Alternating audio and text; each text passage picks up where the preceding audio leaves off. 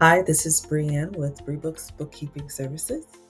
Today I'm going to show you how to record a refund from a vendor to a bill that has been paid in QuickBooks. Okay, so first we're going to start off in the vendor profile.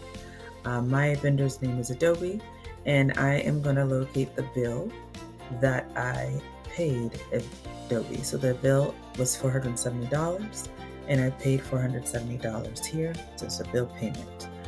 Now, in this situation, the vendor has refunded me the $470, and I have a deposit sitting in my bank account for $470. What do I do with it? So the first step you're going to take is to record a vendor credit. Now, I am using the QuickBooks Accountant version, so this may look a little different from the way yours looks as a small business owner. However, you will still have that create button at the top of your left menu or the new button. You can click on that and click vendor credit. So the first step is to record a vendor credit. So I'm going to use the same vendor and select the date of my refund. Make sure to put the same category that the initial expense was issued to. So for mine, it's going to be software. All right, and my amount is $470. You can fill out as much else as you'd like, but this is all that's essential. I'm going to save and close that. Now, from here, I'm going to go ahead and see that I have my bill, I have my bill payment, and I have a vendor credit. I'm showing that I have an open balance on my account of negative $470. In other words, the vendor paid me back $470. And like I have a credit on my account. Right now, I want to close this out with a deposit, and I want my end game to be that I have a $0 open balance and I have a $0 overdue payment. So then I'm going to go to my deposits window. Again, on your view, you would go to in the new QuickBooks view, there's an accounting tab, and then from there you'll have your transactions, and then you can click on your bank transaction. So I'm going to go over there where my deposit is. If you do not have your accounts linked to QuickBooks, you can always click that menu at the top and click Create New, and you'll have the option to create a bank deposit. But if you do have your accounts linked, don't worry about that. It's right here. So I have a deposit right here for $470. This is important. I want to name the deposit to that same vendor, and then I want to name the category accounts payable.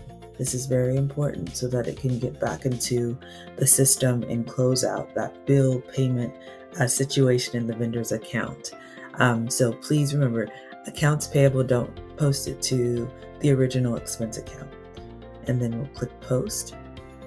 The last step that you want to do is match the vendor credit with the deposit. You'll do this by going back to that new or the create button at the top, and then under vendors, click on pay bills. Here I see that I have a bill open for $470, and I see a credit that's in the vendor profile for $470. I just clicked on it and it automatically recognized the vendor credit. So it's saying that I'm making a payment of $0 because I'm using that credit to pay what's left owed in the system. So I'll go ahead and click on save and close.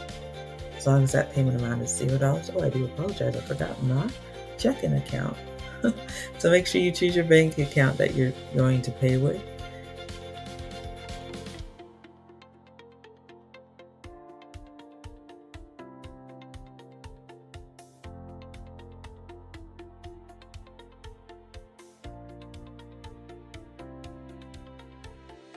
Alright, so now I've navigated back to my vendor window, and I see that I have a bill for $470, my original bill payment for $470, a vendor credit for $470, and now my deposit is also in the system. My open balance is 0 and my overdue payment is 0. Notice at the bottom of this column, under the total column, It does show a negative $940 balance. That's not indicative of the customer, I'm sorry, the vendor's account at all.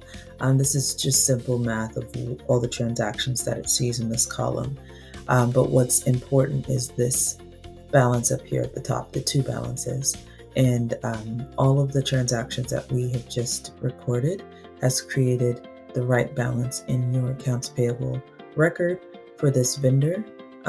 So you have nothing owed anymore, and you are good to go. You now recorded a refund to your vendor and closed out your deposit as well. Thanks for watching.